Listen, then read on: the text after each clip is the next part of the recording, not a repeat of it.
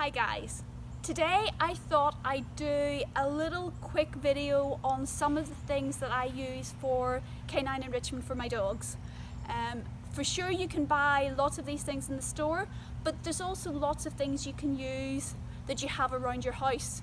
So while we're all at home and maybe have a little bit more time to be creative, here's some of the things that you can repurpose or make. One of the things I love are snuffle balls.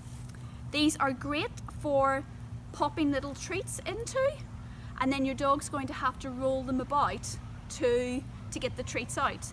There's different designs you can make, and of course different sizes. So if you have a big dog, they may really love a big snuffle ball like this.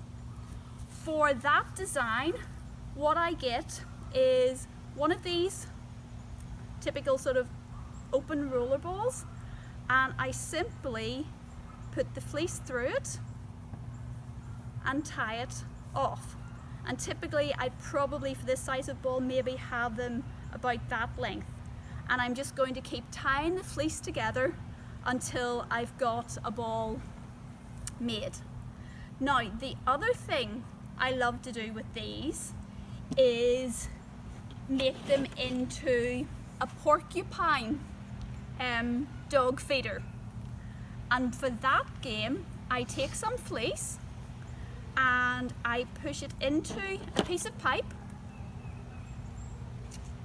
and then I am going to get some kibble and put the kibble in. So I'll put in some kibble, I'll push in more of the fleece, put in more kibble, and literally keep going like that until it's all filled up. Once that's done, I'll probably start and then my dog play with those initially so that they know how they work. So if your dog likes tugging on things and whatever, this is a really cool fun puzzle for them. So they have to start pulling the fleece and the food's going to come out. If your dog's only starting, I would say for sure just put a couple of little pieces of fleece in the end and then loads of treats or kibble in it so that they get a real jackpot when they actually pull the fleece out, and that'll want them keep coming back for more.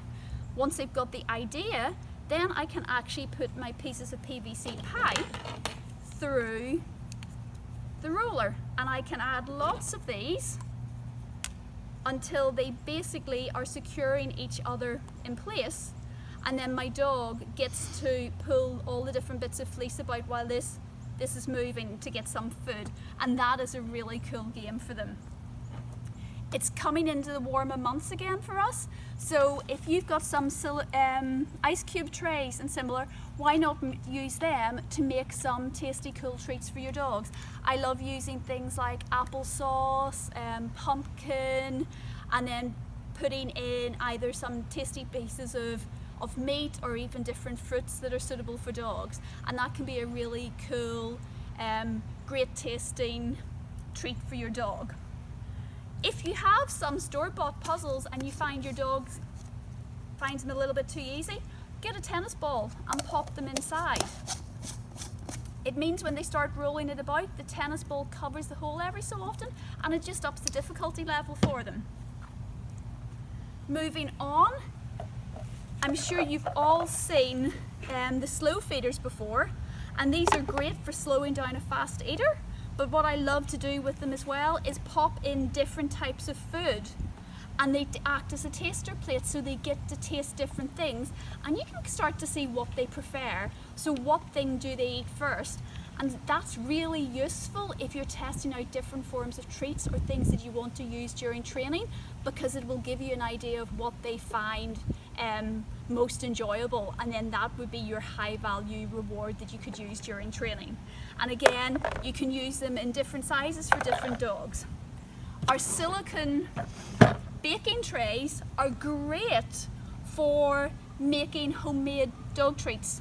So if you want to know exactly what's in the treats for your dogs, especially if they may have some allergies, this is ideal, and you can make tiny little treats that your dog will love. Also, if you spread something like peanut butter, as long as it doesn't have xylitol, or even applesauce or mashed up banana or loads of different things into this and freeze them, then again it's a really nice way for them to get something they can lick and slowly enjoy, and that can be very calming. And if you've a little dog and you use small bite kibble, this is ideal for just putting the tiny little pieces of kibble in and can act as a slow feeder for your dog. Moving back to some homemade things, if you've some PVC pipe, drill some holes in it, making sure that the holes are bigger than your kibble so that they can fall through it, and literally put 2 end caps on it, and just get your kibble, put it in the top, put the end on it and leave that down, and your dog's going to roll that about on the ground to get the kibble. If you're a baker at all, you're probably going to have muffin trays. Now the traditional muffin tray is going to have tennis balls in it, and typically you drop in some kibble or tasty treats, your dog has to remove the tennis balls to get them. Another way to do it, if you have a small dog, then you can think about using a mini muffin tray and mini tennis balls. But if you turn your tray upside down, another thing you can do is start and put some kibble on the tops, and if you've got little bath cups, you can just start and place some of them about, and even add some kibble just to get your dog started so they know this food about onto the tray. And again, that's basically a homemade slow feeder for your dog. If you haven't PVC pipe, then any container that you had, I think this was protein powder in it, and just wash it out, make sure it's clean, and again cut some holes in it, screw it off the top, put in your kibble, screw the lid back on, put it on the floor, and your dog's going to roll that about and the food's going to come out. Now, some of these things can be quite noisy, and I know a lot of dogs are noise sensitive. So for those dogs, what we can do is get something like this, and this is only half the normal length, but you can scatter some kibble on a piece of material and then roll it up. And there you have a nice quiet food puzzle for your dog to get started with. Snuffle mats, again, you can make them yourself or buy them in the store.